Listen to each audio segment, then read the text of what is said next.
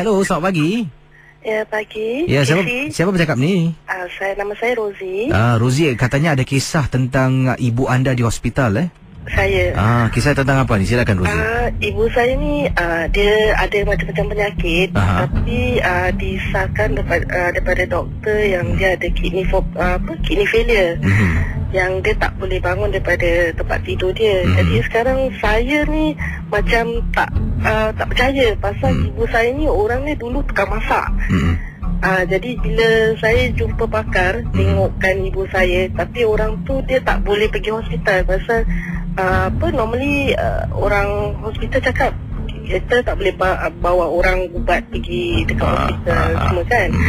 Jadi saya ni macam khawatir lah apa yang terjadi pada ibu saya. Malam-malam dia ada macam kena gangguan, macam ada orang kacau dia semua. Habis sampai sekarang pun dia tak boleh bangun. Sekarang dia dekat daripada Changi Hospital, dia transfer dekat Community Hospital. Jadi saya ni bimbang tentang ibu saya. Cuma saya nak tahu, banyak orang cakap dah tengokkan ibu saya ni, dia macam ada orang gendong dia dekat belakang, duduk dekat pinggang dia. Jadi sebab tu dia tak boleh bangun. Pasal doktor cakap dia punya progress improvement dah okey, cuma kaki dia ni macam tak boleh, macam berat.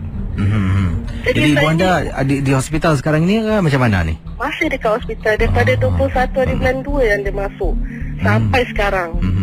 Jadi bila saya jumpa ibu saya ni, macam bila dia tengok saya ni macam marah-marah. Habis bila tengok bapak saya macam dia mata terbeliak.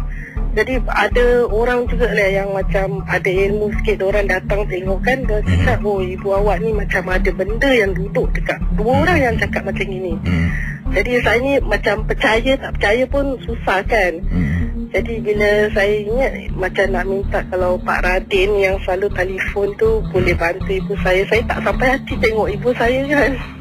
Jadi ibu anda rasa mungkin ada gangguan lah. Saya.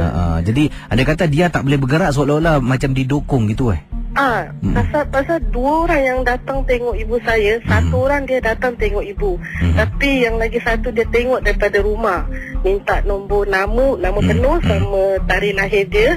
Jadi dia tengok dari rumah, dia cakap ibunya ni belakangnya tu macam ada benda gendong dia. Jadi bila agak-agak ibu anda boleh pulang ke rumah?